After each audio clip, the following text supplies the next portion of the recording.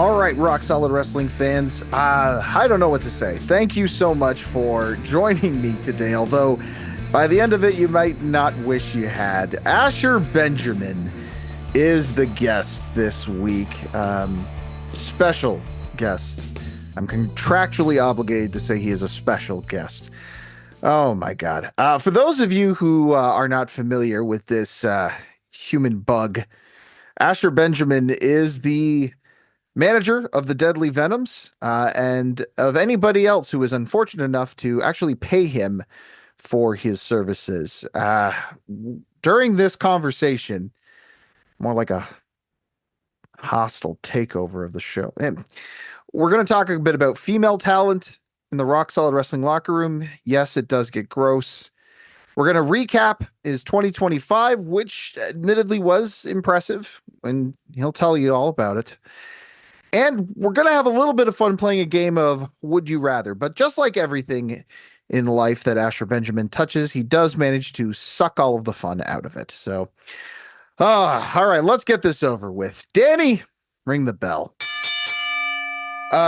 Okay. So, I guess the first thing I need to ask you is, how did you pull this off? Because I specifically said in the agreeing to do this podcast that I would only do so with the specific intention that you would never be a guest. And here you are, Asher Benjamin. I don't know how you managed to weasel your way into these things, but you did. So how did you do it, man? How did you get past it?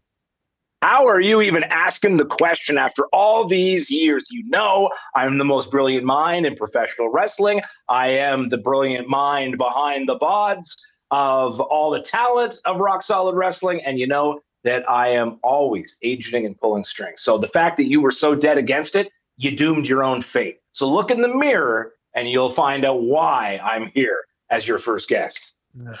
Well, look, one thing, if I have to do this, then we might as well go through and talk a little bit about the year that you've had, because begrudgingly, I have to admit, you did have kind of an impressive year this year in Rock Solid Wrestling. I mean, look, you started the year off managing the champ, Jake O'Reilly, Canadian heavyweight champion. That was your big goal in 2024, and you managed to squeak it out at the end of the year. So I got to ask you, did you and Jake have some sort of strategy heading into the new year, or were you guys just saying, all right, let's build off the momentum and see where it takes us? The strategy with all the Deadly Venoms is always the same. Win at all costs and get all the gold. And finally, we can all admit, and you can say it, I want to hear you say it, Asher's army had all the gold. Yes, unquestionably, there was a period of time this year in which you and the Venoms collectively held every championship in Rock Solid Wrestling. Yes, that is true. We need to establish a women's championship, because I've got female talent all over the country coming to me for my services, and I'd have the women's champion like that too.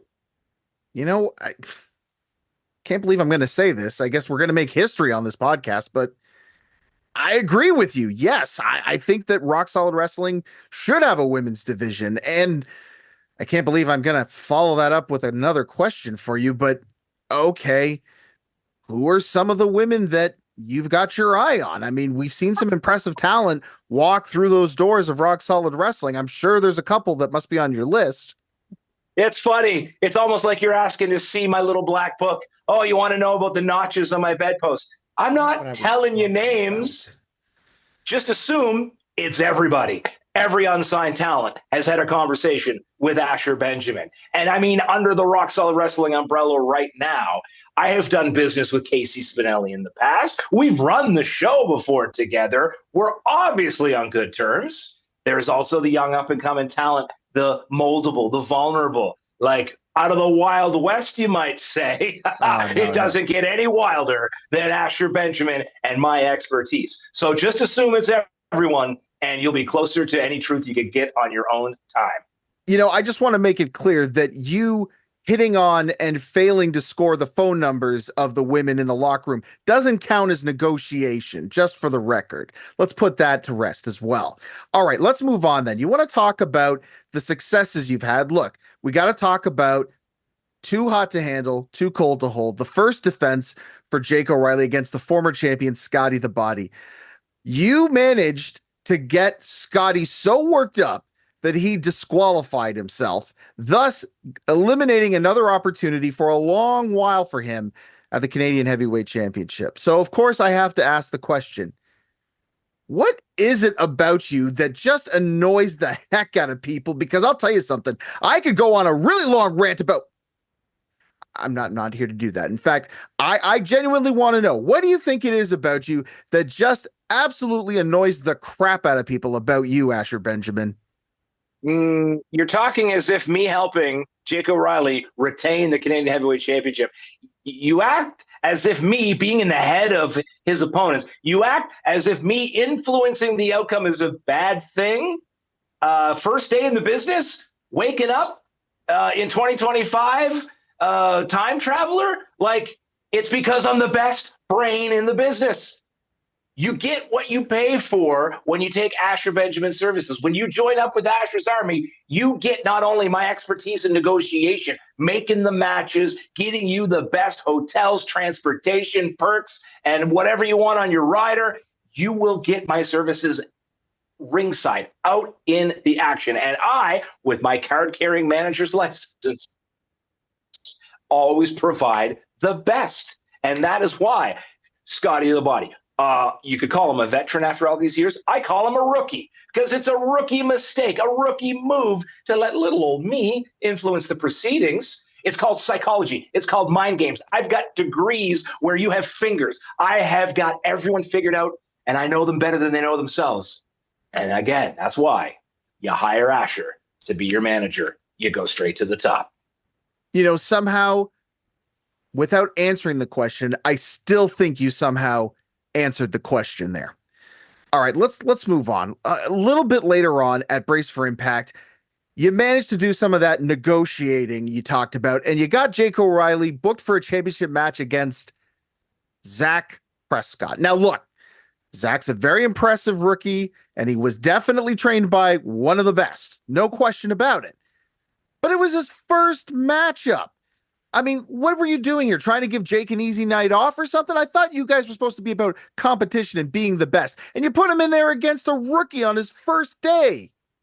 A rookie you never heard of, but I did the scouting. I knew the upside and the potential. I knew the international caliber that Zach Prescott, yeah, that kid, I knew everything about him. I knew exactly what we were getting into. Opportunity. Yes, I am the genius that helps out my clients, but I also like to give back to the business. I also like to leave it better than when I first came into it 30 years ago. And so we gave an opportunity to you can call it appreciated or undeserving, but I call it scouting and knowing talent that nobody else has an eye for. And so he's a future champion, and he gave Jake O'Reilly a run for his money. You're welcome. Yeah, well, for all of your talk about giving back to the business, you sure did some more taking that night, because that was the night that the Deadly Venoms also defeated the Ring Truck Crew to become tag team champions. A very big night for you. I can absolutely admit it, despite the fact that there was a lot of nefarious means by which you attained it. But the real story at the end of the night was Daddy Davis coming to the aid of Zach Prescott and finally ditching you as an accomplice. So I got to talk about it. Look, I know that you're kind of the human equivalent of a mosquito, but I have to imagine that there's some sort of humanity still in there. And I have to ask, what did it feel like? What was going through your mind when Daddy Davis, a former client of yours, decided that he'd had enough of your garbage and decided to turn his back on you, finally? You know what, Content? I thought this was going to be annoying. I thought I was not going to be able to endure your insufferable diatribe, but I'm really enjoying this trip down memory lane, this 2025 year in review, because you're giving me so many pleasant memories. Yeah, we took the belts back that night, and Daddy Davis made a bad decision. Yes, we've worked together in the past. Where do you think he learned to go do whatever it takes to go after the championship? He wasn't coming to nobody's aid. He wasn't helping out a kid. He calls himself Daddy Davis. He's Step Daddy Davis. He will backhand any young thing if it means he gets a closer shot at the title. And that's all it was. He wanted to be on Jake O'Reilly's radar to get a shot at the Canadian Heavyweight Championship. And that's a tactic he learned from me. But I taught Daddy Davis everything he knows. I didn't teach him everything I know. Okay, all right. Well, okay, let's put that great mind of yours to the test then and talk about going up in spring breakout. You had to face good Felonious.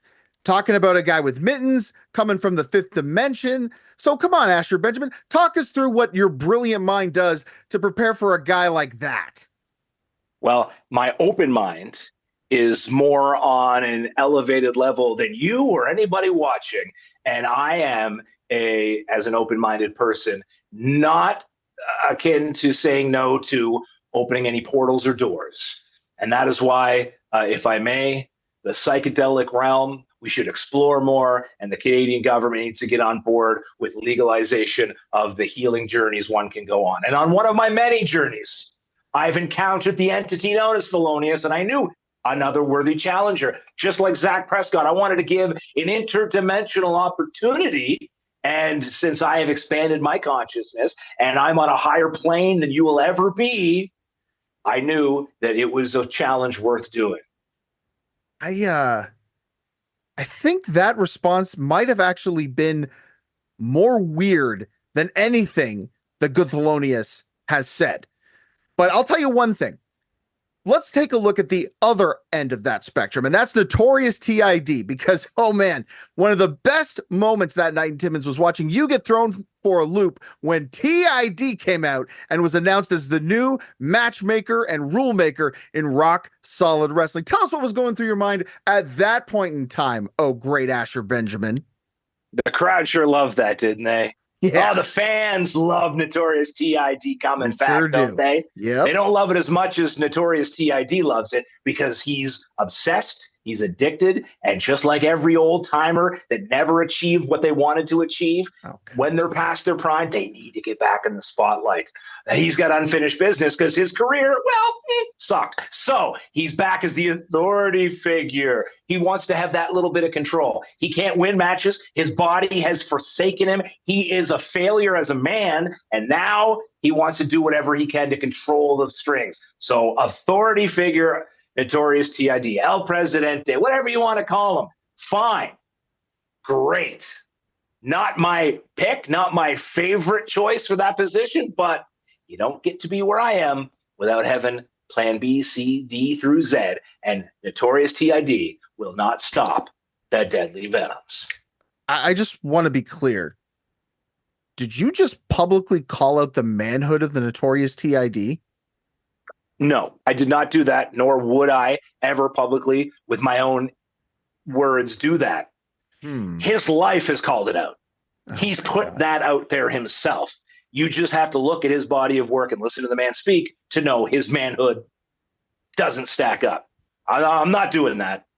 That's his life. So if Asher Benjamin goes missing suddenly in the next few days, we'll know why. Clearly no love loss between the two of you. That was pretty evident in Collingwood when Notorious TID threw you out of the building for finally pushing things too far. And then you thought that you were going to trick everybody and fool everyone by putting on a little luchador mask. But that didn't happen, did it? Actually, no. As a matter of fact, what happened was after all the time that you had been sticking your nose in the business of Daddy Davis trying to get the gold, he put you through a table. I got to ask you, man, you know, what a full circle moment. The year before ending up in a diaper standing next to Daddy Davis to being driven through a table by him. I got to tell you, there must be, you know, something poetic in there about that. Don't you think? It's a fair question. That is certainly a reasonable question and obviously thought out for a long time. So I will say this, that Daddy Davis's jealousy over how I elevated in that year since I was with him obviously manifested itself with him having to put his hands on a lowly manager. And I could talk about my luchador connections, my heritage, my cultural embracements that sometimes I get through my elevated consciousness. But the fact of the matter is, Find me another manager, as brilliant as I am, willing to put their body on the line for their clients. Who left Collingwood the Canadian heavyweight champion? Jake O'Reilly. You're welcome. You're welcome. Asher did it again. Definitely don't need to thank me on that one. I want nothing to do with that. I'll say this. Definitely the highlight of the night. So you know what? Maybe I will say thank you to Daddy Davis for giving me maybe the moment of the year in Collingwood. All right. You want to talk about another moment that I enjoyed from you this year? How about your doppelganger, McCully, showing you getting speared over and over again by Casey Spinelli to a legitimate Hall of Famer? That's probably the closest you're ever going to get to that kind of greatness. How did it feel to have McCully essentially embarrass you in front of one of the best of all time? You're talking about Adam Copeland, formerly known as Edge, one of the top stars in the business, getting an in-person sit-down with a good compatriot of mine, McCully. How many people have taken your demo reels, your recordings, and have sat down with the upper echelons of ESPN or Sportsnet? How many people have taken your body of work and have gone to anybody considered a top name in your profession? Never happened. Zero, zilch, nada. My body of work is being appreciated and commented on by the best wrestlers in the world. And Adam Copeland did say that I took a great spear. What did he give me? An 8 out of 10. Loved my wrestling gear. Not the burn you thought it was there, contact. No. I'm on Edge's radar. I'm on Adam Copeland's radar, and you never know. McCully might have hooked me up with those contact details. We might be conversing, and 2026 might blow your mind with what I do with a Hall of Famer.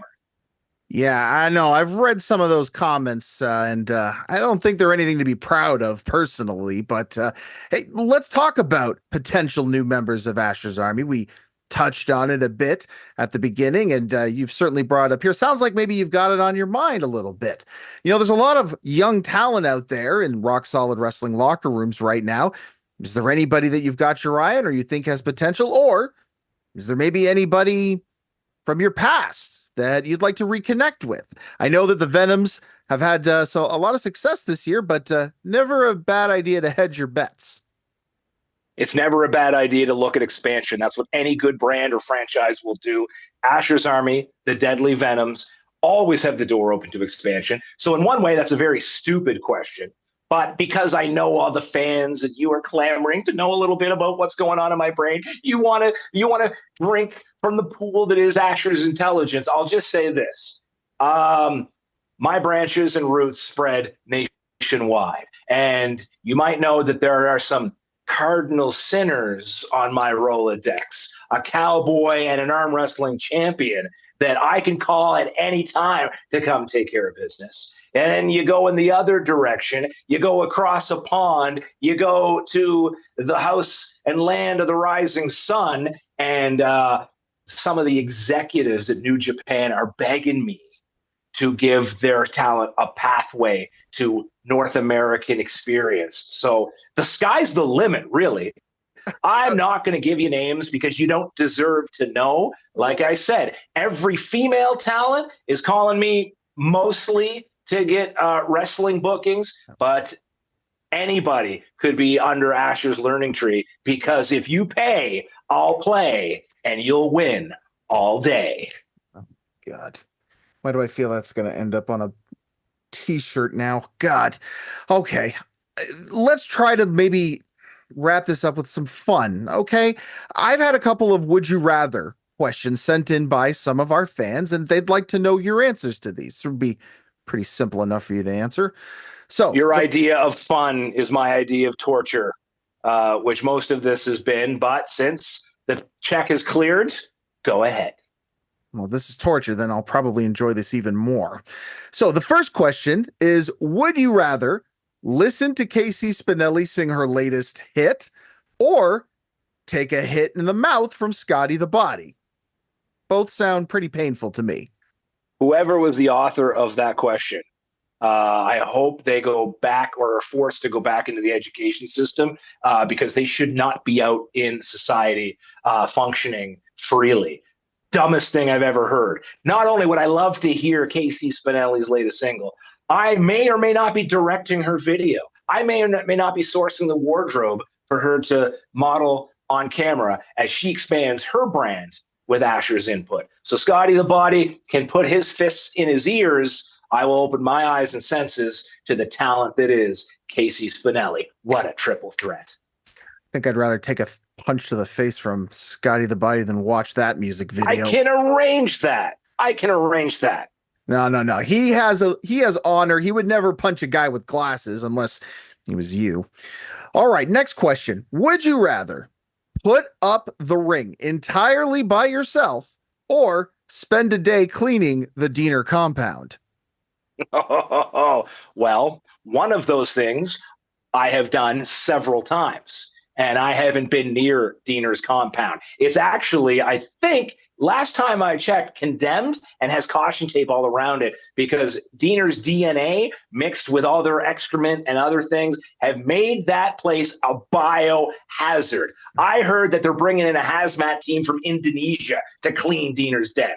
I have put a ring up by myself several times while no class Bobby Bass has been lazily sucking on a pipe somewhere in the back, leaving me to my own devices. I have ran the show, so therefore ring all day. All right. And the last question, which was what? Okay, apparently this one was sent in from somebody named Murph in Sudbury. They want to know red or white wine? Yes. Murph, he's got a little touch of class and intelligence, so I'll expand for your sake when I could have just ended it there. And there's the bell. Thank you, God. That is all the time we have for today. Contractually, I'm done with this interview. Asher Benjamin, I would say thank you for joining us, but I don't want to lie. Have a good rest of your night. Red wine coming up. Oh, God. All right. We made it. Rock Solid Wrestling fans, thank you so much for joining me and holding my hand through that. I really needed your support there, and I felt your energy, so thank you so much. Tell you what, if you'd like to pay me back, go one step beyond and give me a little reward for making it through talking to Asher Benjamin for 20 minutes. If you're watching this on YouTube, like and subscribe. If you're listening to this on Spotify or iTunes or something else, could you leave us a good review and maybe put a comment in on no matter what platform you're watching? Why don't you comment with table? Just let Asher Benjamin know you remember him going through a table this summer. Oh, that was so great. Such a great moment. Earlier in the episode, we talked about him coming up with a really stupid catchphrase that will likely end up on a t-shirt somewhere that he'll be selling out of the trunk of his car. But if you want some really good wrestling t-shirts, I recommend you help support this show and Rock Solid Wrestling by visiting rocksolidgear.ca. We got a couple of really great shirt designs over there. Our rock and roll wrestling designs that look like the Kiss and AC/DC logos. We've got our new Lucha Muertes collection and the Keeping It Old School collections. All are great. Go check them out. Grab a couple shirts and tell Asher Benjamin that those shirts are better than his. Anyone that he ever comes up with. You heard it here on the podcast. Some fans sent us in some questions that they had for Asher Benjamin, some fun Would You Rather questions. If you got some Would You Rather questions for future talent on the show or for me, or they don't have to be Would You Rather questions, they could be any questions you want, please send them in an email to info@rocksolidpro.ca, and you never know, they might make it onto a future episode. That's going to do it this week. That guy wore me out. He's so annoying. But we made it. So I'm going to go and take a little break, guys. Thank you so much for listening. Thank you to our producer, Danny, and Pulse Hook Audio. Thank you for listening to Talk Solid Wrestling. We'll see you on the next episode.